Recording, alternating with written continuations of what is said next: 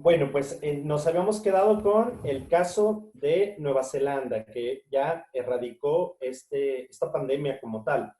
Y el otro país que les comentaba, ahí en el centro de Europa, Luxemburgo, un pequeño país, muy, muy, muy pequeño realmente, o sea, no llegan a 1 millón de habitantes, este pequeño país, y que ellos hicieron pues exactamente lo mismo que Nueva Zelanda.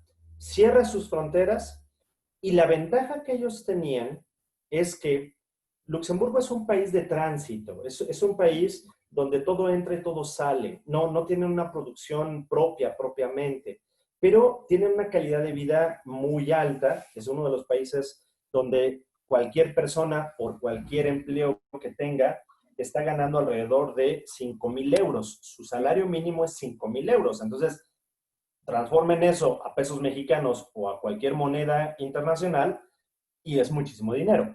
Pero, así como se gana, se gasta también en Luxemburgo. Allá, por ejemplo, es muy caro tener una casa, tener un auto, por los precios para adquirir estos bienes. Pero siendo países tan pequeños, las políticas públicas, ahora sí como se menciona, ahí todo el mundo se conoce. El primer ministro vive en su casa y todo el mundo pasa por su casa y lo saluda. Como Algo un que no, pueblo. como un pequeño pueblo, Ajá, exactamente, un pueblo pero europeo, y un pueblo con el orden europeo. sí. Allá las políticas públicas fue, la gente no se puede conglomerar, no puede ir a los parques públicos, no puede salir de sus casas, no pueden ir a pasear al perro, no pueden ir a comprar cigarros, o sea, se quedan en sus casas. Y Luxemburgo, en un país, como decía hace rato, donde están acostumbrados a respetar la normatividad y sobre todo el Estado de Derecho, o sea, cuando se da una norma es, se cumple la norma, no buscar de qué manera yo le puedo sacar el recoveco o Otros sacar datos. el provecho a la situación. Algo que nuestros países latinoamericanos, tristemente, Claudia, lo voy a decir así, lo tenemos, pero arraigados en nuestro ADN y que nos cuesta tanto trabajo respetar las normas. Sí. ¿Qué pasó en Luxemburgo? Todo el mundo respetó las normas, todo el mundo no salió de su casa, porque además están acostumbrados a que el invierno, cuando llega el invierno, son 3 o 4 meses encerrados en sus casas, porque la nieve llega a 1,5 metros de sus casas. Entonces, como ya están acostumbrados a vivir de esta manera, respetaron las políticas públicas y nadie salió. Y nadie salió del país. Y entonces, solidariamente hablando, todos ya se pudieron ayudar de una manera mucho más civilizada. Y además, estaban constantemente informándose de cómo iban los avances de esta pandemia. De tal manera que lo que hicieron fue extraordinariamente, con una cultura de primer mundo, acatar las normas que daba el gobierno y cuidarse de manera personal. Y solamente ir a cubrir las necesidades básicas. Y las necesidades básicas no era comprar cerveza, vino y frituras. Papel de baño. Era comprar lo que realmente necesitaban. Oye, Iban a ¿por qué? comprarlo, regresaban a sus casas y se encerraban. Y entonces, ¿por qué? Bueno, al mexicano nos cuesta tanto trabajo esta pandemia. ¿Qué está pasando? Porque hay una parte de la sociedad que sí lo cumple y otra que no. O sea, yo he salido una sola vez desde una semana antes de que empezara la pandemia, yo ya estaba en mi casa. ¿No? He trabajado. Nathan está por la misma, ¿verdad, Nathan? Me consta. Ya estamos, por ahí Y yo estamos. creo que, Ok. pero he visto que la gran mayoría, o por lo menos la mitad de la población, no lo está haciendo. ¿Qué Sí. pasa? Sí, mira, Claudia, por eso te ponía estos dos ejemplos, un país pequeñito, de pueblito de Europa, el otro país, una isla grande, la segunda isla más grande de Oceanía, después de Australia, pero también al final del día es pequeño. Sí. Y estos dos países con una política pública donde sus gobernantes no solamente decían la verdad, sino decían las estadísticas y tomaron decisiones importantes. Pero el pueblo, la sociedad, lo acató, o Ujú. sea, lo asumió, lo hizo propio. lo hizo como de, si no me cuido, me infecto y puedo infectar al otro y nos podemos morir muchas personas. Entonces, vamos a evitar eso. Cerramos fronteras, cerramos todo, nos quedamos en casa y tan tan. ¿Qué pasa en México? ¿Qué pasa en Latinoamérica, no? Nuestros países hermanos. Lo que decía hace rato. Tristemente nosotros no somos así. No somos educados, no somos conscientes y sobre todo no guardamos el Estado de Derecho. El Estado de Derecho es un término legal donde es respetar las normas y los reglamentos y respetar mis obligaciones y mis derechos. Y voy a poner un ejemplo muy concreto. ¿Quiénes en este país pagamos impuestos? Pues somos muy pocos los que realmente pagamos impuestos y los que hacemos nuestras declaraciones anuales y los que estamos bien ante el SAT. Eso refleja todo lo demás. O sea, ¿qué te quiero decir con eso? ¿Por qué nos cuesta tanto trabajo hoy tomar las normas necesarias para cuidarnos? Precisamente por eso.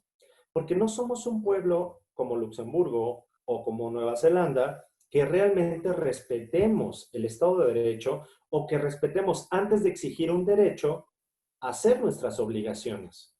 Y como no estamos acostumbrados a eso y a que nos digan lo que tenemos que hacer, cuesta más trabajo que quedarse en casa. Y otro punto muy importante, si el gobierno también no nos dice toda la verdad, va a ser más difícil que la gente lo pueda entender. O si nos da mensajes dobles, en una doble, voy a decirlo así, dicotomía, entonces no le va a quedar claro al mexicano qué es lo que tenemos que hacer. Porque mientras el secretario de Salud nos dice una cosa y el presidente está haciendo otra, y en plena pandemia nos daban estos mensajes de no pasa nada, ustedes salgan, ustedes compren, ustedes, aquí México va a abrir sus fronteras para que llegue todo mundo y que pueda pasearse. Esos mensajes te quieren decir que una, o por ignorancia no se está tomando las mejores decisiones, o porque tristemente hay otros intereses que quieren hacer ver que entonces aquí no pasa nada. El doctor Carlos Díaz, que es un maestro que tuve en el doctorado, ahí en la Anáhuac, en la Universidad de Anáhuac, él mencionaba mucho que el país de nuestro y de muchos países de Latinoamérica viven en un subrealismo. Vivimos como en una realidad paralela, como en una dimensión desconocida de que creemos que como a mí no me va a suceder nada, entonces a nadie de los míos le va a suceder. Y entonces lo que nos diga el gobierno, pues entonces tú hazle caso, o si quieres no le hagas caso, o hazle caso a lo que te convenga. Y es uno de los factores por los cuales esta situación se está agravando tanto. Y además, Claudia, también hay que entenderlo desde esta visión, virus brota de China, llega a Europa y después de Europa llega a América, son tres tipos diferentes de virus. Es un virus que ya ha mutado en diferentes etapas y en diferentes situaciones. En China, según los registros que el gobierno chino dijo, no afectaba a niños y no afectaba solamente más que a personas mayores, adultas mayores de 60 años y por ahí gente de 40 hacia adelante que tuviera alguna enfermedad, ¿no? Concretamente hablando. Cuando llega a Europa, en Europa no solamente afecta a adultos de 60 años, a adultos jóvenes de 40 adelante, sino empieza a afectar ya a algunas personas de menos de 30 años. Ese es otro fenómeno. Y hay una mortandad muchísimo más grande. El gobierno chino, si no mal recuerdo, y lo podemos investigar en las estadísticas, reportó alrededor de 8,000, 9,000 muertes y hasta ahí. En Europa, España e Italia, que fueron los países más golpeados según las cifras, subieron casi al doble de fallecimientos en un lapso muy pequeño. Bueno, después de Europa, ya el virus mutado viene a América, concretamente a Estados Unidos, precisamente por las conexiones y los aeropuertos que se tienen. Llega a Estados Unidos y el gobierno americano, siendo un país de primer mundo, tampoco toma las mejores decisiones. Y no lo digo yo, lo No. dice la Comunidad Europea y la Secretaría de Salud y la OMS. No toman las mejores decisiones, parece que no pasa nada y es el país que más muertos tiene a nivel mundial. llegando casi ya a los 100,000. En El todos epicentro Estados en Unidos. Nueva York lo vimos. Exactamente, exacto. O sea, tú ves las imágenes de Nueva York y vamos, no lo crees, porque Nueva York, para todos los que nos escuchan, es como si fuera la Ciudad de México. Es una ciudad súper multitudinaria donde viven más de 30 millones de personas en un pedacito súper pequeño como la Ciudad de México y el área metropolitana, y de repente ves las calles vacías, ves Sí. las calles donde ya no hay nadie. Y es una cuestión impresionante de decir qué es lo que está pasando. Y lo que está pasando es que el virus es cada vez más fuerte, cada vez ha mutado más y llega a América y aquí se enferman los mayores de 60 años, los adultos jóvenes y los jóvenes y niños. Y Todo. empezamos a tener casos en niños que empiezan a fallecer por esto. Entonces, ¿qué quiero decir con todo esto? Además de que el virus ha ido mutando, también las políticas públicas de muchos países es, como la nuestra, desgraciadamente, aquí no pasa nada. Aquí cuídese el que quiera y el que no, pues que salga. Y el tema es, a ver, no podemos tomar esas arbitrariedades. O nos cuidamos todos o, aunque yo me cuide, aunque yo me quede en casa, como bien dices, Claudia, como bien dice Nathan, como también lo he hecho de manera personal, si yo he salido en 3 ocasiones es mucho, en lo que va de esta pandemia de estos 3 meses, es evidentemente porque somos responsables de esta cuestión. Pero si la gente no toma conciencia de que cualquier estornudo, cualquier saliva, cualquier cosita puede contagiar al otro, nos vamos a tardar más tiempo en recuperarnos. Y Y por ejemplo, el aquí secretario de Salud. me gustaría platicarte algo tuvimos una entrevista hace un mes más o menos con la parroquia de Nesa, del corazón de Nesa, y justo nos decía, bueno, esta pandemia comenzó con la gente que pues trajo el virus por medio de un viaje, que estuvo en otro país, y decían que es para ricos. Que tenemos un problema ahorita muy latente porque ya está llegando a la gente vulnerable. Y en esa, pues la gente trabaja y al día, o sea, come lo que saca del día. Sí, La sí, mayoría del comercio es dice sus casas, informal. así es, y aparte sus casas no tienen ni siquiera una cocina, donde viven varias familias en la misma comunidad. O gente que vive en el mismo negocio donde está trabajando. Ujú, Entonces, ujú. al cerrar esos negocios o al abrirlos y estarse exponiendo, se está contagiando muchísima gente. Muchos no tienen ni siquiera dónde lavarse las manos, muchos indigentes o gente con situación vulnerable, pues vivían de los mismos locatarios que les daban el taco, que les regalaban pues los pesos para que se fueran a arreglar o a bañar a algún lugar, ¿no? Entonces nos decía el sacerdote que están viviendo una situación muy difícil ahí porque el contagio se está haciendo mucho más grande y tampoco se está creando nada para poder ayudar a todos estos indigentes o personas que están en esta situación para que tenga alimento y para que no se expongan. ¿Tú cómo ves esta situación? Ujú.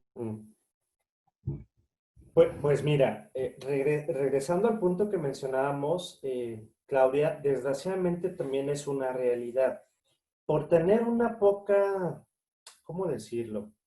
Por tener una poca conciencia de responsabilidad y sobre todo de solidaridad real, o sea, no es lo mismo. México siempre ha sido uno de los países que más se ha hablado de que es muy solidario. El temblor de 1985, el temblor del 2017, donde todos salimos a las calles a tratar de ayudar. O sea, sí, pero no solamente es el momento, no solamente es al calor de la efervescencia de la cuestión emocional, sino que tiene que ser algo cultural. O sea, nosotros no estamos educados como la gente de Luxemburgo lo está, o como Nueva Zelanda, o como muchos países de Europa. Aquí tenemos otro chip. La gente no prevé este tipo de escenarios o de situaciones. Lo que tú dices, Claudia, desgraciadamente es muy lamentable, o sea, nos parte el corazón, porque ¿cómo es posible que una persona indigente, vulnerable, con escasez en todos los sentidos, sean los primeros que probablemente el virus afecte y sean de los primeros que lleguen a fallecer, concretamente hablando? Esta situación, si no nos mueve a lo que decía hace rato, a esta revolución interior, a este preocuparme por el otro, entonces el consumismo, el capitalismo neoliberal, las economías efervescentes, o sea, el hecho de querer ser consumistas y ser personas con un exterior que todo está bonito, cuando no es así, no vamos a realmente atacar la situación. Es una pena lo que acabas de decir, Claudia, pero así vive más del 70% de nuestra población.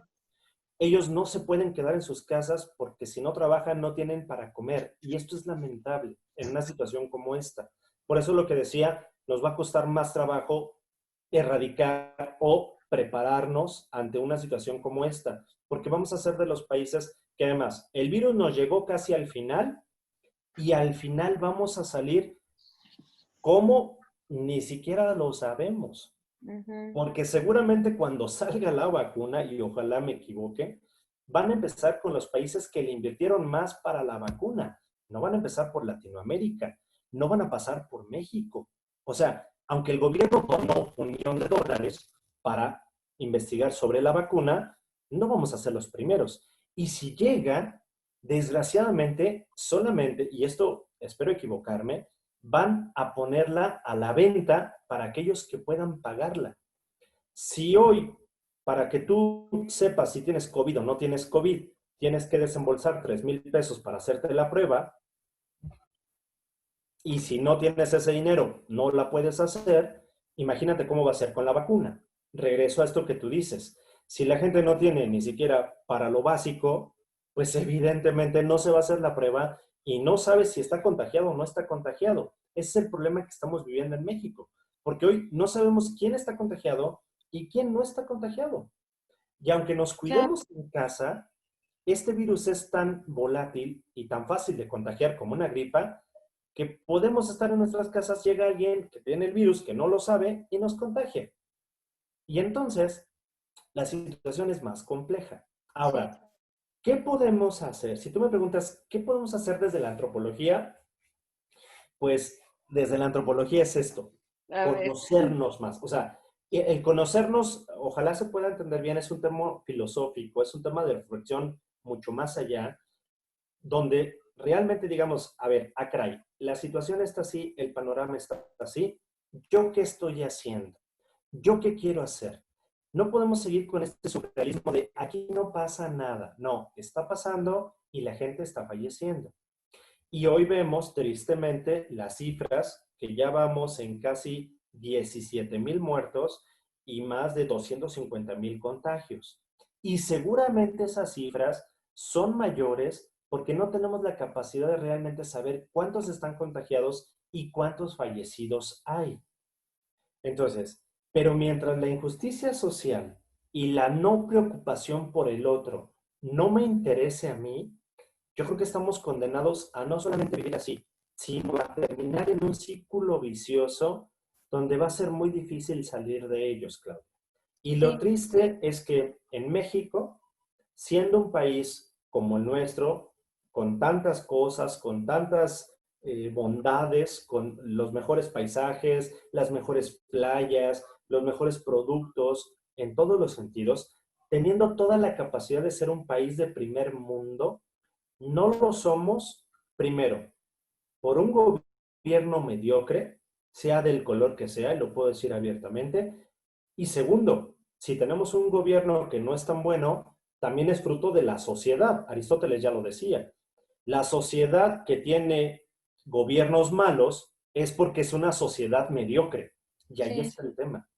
Si siguen pasando estas injusticias sociales, es porque también nosotros de alguna manera o hemos permitido que sucedan o no nos interesan que sigan pasando. nos hemos conformado con lo que nos dan o lo que tenemos, ¿no? Exactamente. Y aquí en este aspecto, ahora yo he visto que el papel que bueno, el papel que ha desempeñado las redes sociales ha sido muy bueno porque ha despertado muchas conciencias, o por lo menos la gente que no, que seguía también solapando estos gobiernos o que pensaba que iban a hacer más, se está dando cuenta que no ha sido así. Anteriormente no nos llegaba la información tan rápido, no nos enterábamos de lo que pasaba en otras áreas, en otros partes de la República. Y ahorita hemos visto pues muchísimas injusticias, que es lo único que ha hecho que nos dé miedo, nos dé ira y coraje de impotencia de no poder a veces eh, que la persona que está dirigiendo tome una mejor decisión o no poder hacer algo más en este momento. Yo lo vivo así, ¿no? De no saber qué hacer para que el que nos dirige haga otra cosa, pero bueno, a lo que me toca a mí tratar de, de hacer algo, ¿no? Ujú. ¿Qué es lo que tú has visto? ¿Qué panoramas es el que has visto y cómo ves qué podemos hacer aparte a través de lo que estamos viendo y el papel que se ha desarrollado en redes sociales? Mira, Claudia, hoy es una de las grandes ventajas que tenemos en el siglo XXI. Yo se lo digo constantemente a mis estudiantes, a los chicos que tengo allí en las universidades. Hoy, desde tu casa, con una computadora, con un celular, puedes estar no solamente informado, sino sobreinformado, y con las aplicaciones que hoy tenemos, realmente podemos controlar el mundo desde un celular, desde una tableta. Hoy los alcances científicos son tan grandes, pero desgraciadamente creo que nos hemos perdido nosotros mismos. Hoy, aunque tenemos esas grandes ventajas, el humano se ha deshumanizado más, lo que tú acabas de decir. Si yo tengo mi despensa llena y cierro mi casa, no me interesa nada, y si el vecino no tiene ni para comer, ni siquiera me entero. O sea, no, y es una realidad. No es solamente no me importa, es ni siquiera me entero si tiene o no tiene. Pero es porque hemos deshumanizado más al ser humano.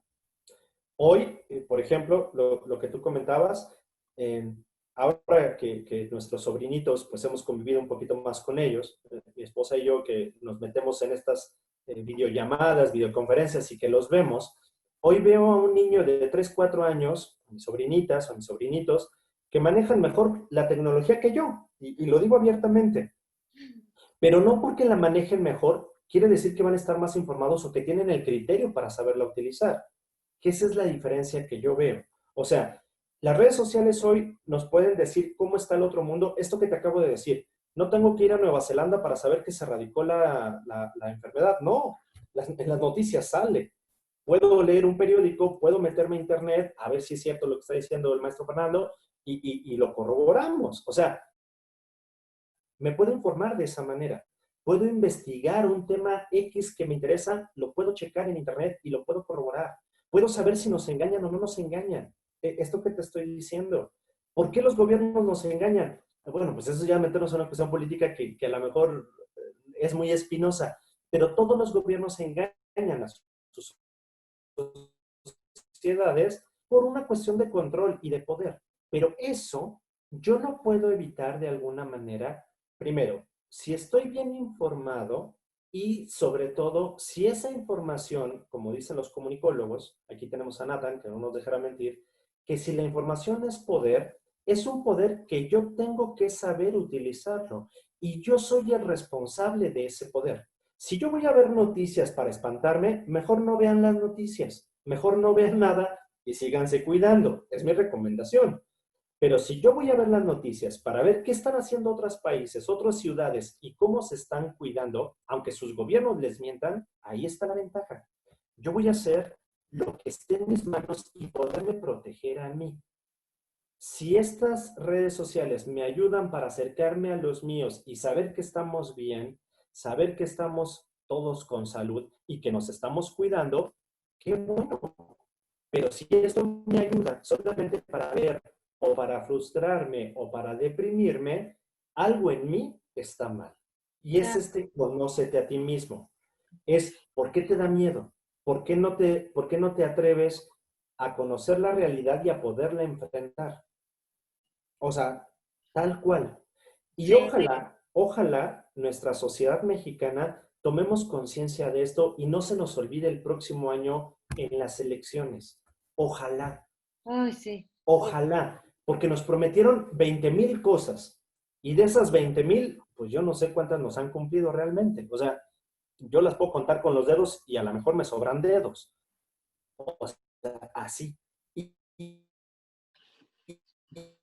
y el tema es, si nosotros va a llegar un Mesías y nos va a salvar a todos, estamos perdidos. Si yo no empiezo a trabajar lo que tengo que hacer desde hoy y a responsabilizarme, vamos a seguir en las mismas, Claudia, lo que te comentaba. O sea, yo qué escenario veo es, si esta sociedad no empieza a cambiar y a transformarse, nos va a seguir pasando lo mismo. Lo Sí, mismo ahorita, lo mismo después en un sismo o lo mismo después en otra situación. Y tristemente, hoy que lo decías, la historia se va repitiendo. Las pandemias no es un tema nuevo, es un tema de cada 100 años. Y no lo digo yo, o sea, cada 100 años aparece un nuevo virus, aparece una nueva bacteria y suceden estas cosas. Desde el ébola en África, desde la gripe aviar en China, desde la gripe española, cada 100 años pasa esto en la humanidad. Ahora, ¿cuál fue el tema? O que no estábamos preparados o no queríamos estar preparados. Y si la gente no entiende eso, o sea, si no entendemos que este tiempo es un tiempo, un área de oportunidad para crecer, para conocerme más, para atreverme a ser creativo, como decías, hacer cosas distintas. Hijo, sabía cocinar, pero pues hoy tengo todo el tiempo del mundo para aprender a cocinar. Hoy, si siempre nos quejábamos de, pasaba 3 horas en el tráfico para ir a mi oficina o para ir a la escuela y regresar, hoy ya no tienes que hacer eso. Hoy puedes aprovechar todo ese tiempo para utilizarlo en otras áreas de oportunidad. Si nos quejábamos de que es que no paso tiempo con mi pareja, no paso tiempo con la persona que amo, que quiero, hoy tenemos todo el tiempo para demostrarle el amor, no materialmente hablando. No ujú, tengo que llevarla a un restaurante, cena costosísima. No, le puedo llevar la cena a mi casa. No sé si me explico. Puedo sí. cocinarle yo a esa persona. Si no aprendemos a entender eso, si no volvemos a ser humanos, Y disfrutarlo, porque también si lo estás haciendo y no estás disfrutándolo y no te das la oportunidad de crear esta voluntad de seguirlo haciendo porque lo disfrutas, pues exacto, exacto. no te conoces realmente como dices a ti mismo, no te vas enfrentando a ti mismo. Y aquí me gustaría que Nathan nos dijera si tiene alguna pregunta, porque a veces, bueno, nosotros tenemos, las edades dan distintos panoramas, y si tiene alguna duda, Nathan, sería muy bueno que colaborara. Actualmente, o sea, ahorita no tengo ninguna duda, la verdad me ha quedado muy claro todo. Realmente la explicación que da Fernando es increíble y realmente nos muestra el panorama que estamos viviendo en México, ¿no? Entonces, yo realmente no tengo ninguna duda por el momento. Gracias. Ok, Ok, pues Nathan. muchas gracias, Fer, de verdad, ha sido un tema muy, pues, de reflexión, donde tenemos que pensar que hasta dónde nos hemos conocido, hasta dónde nos va a llevar la pandemia emocionalmente, ¿verdad? Uh Y -huh. hasta dónde vamos a poder ayudar y tener vocación de servicio con nuestro prójimo. Es importante replantearnos esto. Y no sé si haya algo que nos quisieras, para cerrar, que nos quisieras añadir sobre qué nos está pidiendo Dios con esto, Fer, que tu dogma de fe Pues, siempre ha sido muy practicada y que está constantemente bueno, que estamos constantemente pidiéndole a Dios que nos dé discernimiento para saber cómo actuar mejor y ser una mejor versión, mejores personas. ¿Qué es lo que tú estás viendo? mira, bueno, como tú bien sabes, yo soy un hombre sumamente, pues trato hacer Eucaristía en mi parroquia, este tema de soy creyente, ferviente, soy católico, creyente. Ahí atrás ven a la Virgen de Guadalupe, o sea, es una realidad, no puedo esconderlo, nunca lo he hecho. Y,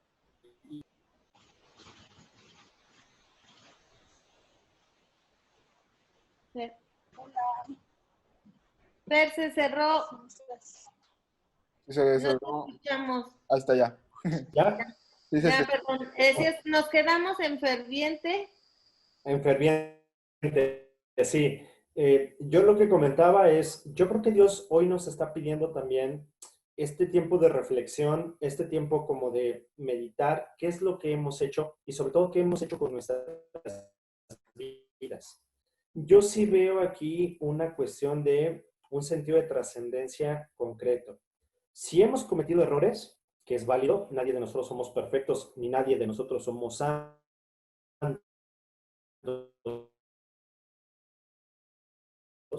esa es una realidad, pero podemos llegar a ser mejores personas. Si en este tiempo, hacia dónde queremos ir, no podemos dejarnos llevar por las circunstancias, porque lo que decíamos hace rato, todavía no sabemos cuándo va a terminar esto, pero si termina, yo cómo lo estoy viviendo, que esa es la parte a la pregunta que haces, Claudia. ¿Qué me pide Dios? Dios no nos va a pedir algo que no podamos vivir, primer punto. Y segundo, Dios va a respetar nuestra libertad. Entonces, si yo quiero vivir estos momentos triste, amargado, en soledad, con ansiedades, con problemas emocionales, va a ser mi problema. Si yo quiero vivir esto siendo una mejor persona y sacando lo mejor de mí, creo que es un área de oportunidad muy grande, sobre todo con los seres queridos. Lo que decíamos hace rato. Si yo quiero saber qué va a pasar después, no lo sé. Y seguramente no lo sabremos. ¿Cuándo va a terminar esto? Pues de eso dejas en las manos de Dios y quién sabe, porque ni los científicos lo saben. Es una realidad. No está en Pero el nuestras tema es, manos. ¿qué estoy viviendo yo y qué es lo que Dios me pide para que sea una mejor persona? Eso sí está en mis manos. Eso sí está en mi capacidad de ir más allá. Y por último, yo cerraría con esta parte de si yo tengo la oportunidad de ser una mejor persona durante este tiempo, ¿qué espero? Eso está en mis manos. Aprender a hacer algo que nunca lo había hecho. Atreverme a hacer algo que siempre había querido, pero no había tenido tiempo. Hoy tenemos todo el tiempo para poderlo intentar. Hacer algo, un proyecto personal que me haga mejor ser humano, mejor de lo que ya lo soy, si es que ya tengo estas virtudes. Y si no las tengo, pues empezar a modificarlas. ¿Sí me entiendo? O sea, ¿sí me explico más bien? El tema es darle un giro, aprovechar esta pandemia, tomarlo como pretexto para sacar lo mejor de mí. Si logro hacer eso, creo que vamos a salir muy fortalecidos desde la parte interior y desde la parte emocional para enfrentar lo que venga. Ujú.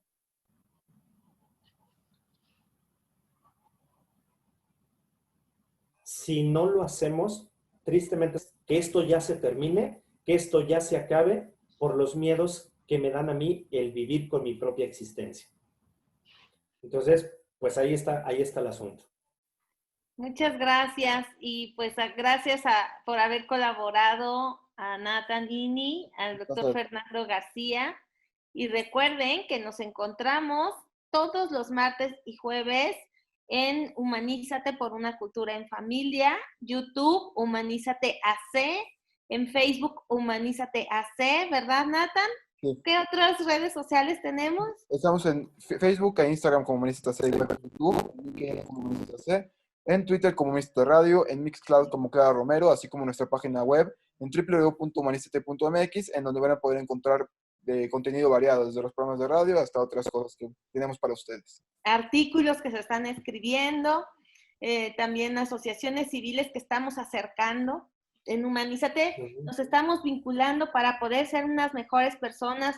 Y si están teniendo algún problema con este tema de las emociones, y se están percatando que no saben cómo ser una mejor versión por algún problema, un trastorno psicológico, hay asociaciones que les están apoyando para ello y nosotros los estamos vinculando, que si se están dando cuenta que ya están tomando la terapia y están teniendo algún problema de salud, también tenemos esta asociación que se está vinculando con nosotros para que ustedes puedan tener un mejor desarrollo, estas herramientas para poder ser esta mejor versión. No límites, solamente los ponemos nosotros. Si queremos salir adelante, lo podemos hacer, nada más tenemos que tener la voluntad y la convicción de quererlo lograr. Yo le agradezco muchísimo a Fer García, muchas gracias, ha sido mi profesor durante, estuvo en el semestre, me dio 3 materias, le agradezco mucho, está dando clases en La Salle también, y pues han de estar sus alumnos igual muy, muy entusiasmados con las clases que da. Como ustedes se dieron cuenta en este programa, es un profesor que da todo de sí en cada una de sus clases, así como dio esta plática, esta charla que tuvimos, así es tan apasionado en lo que hace.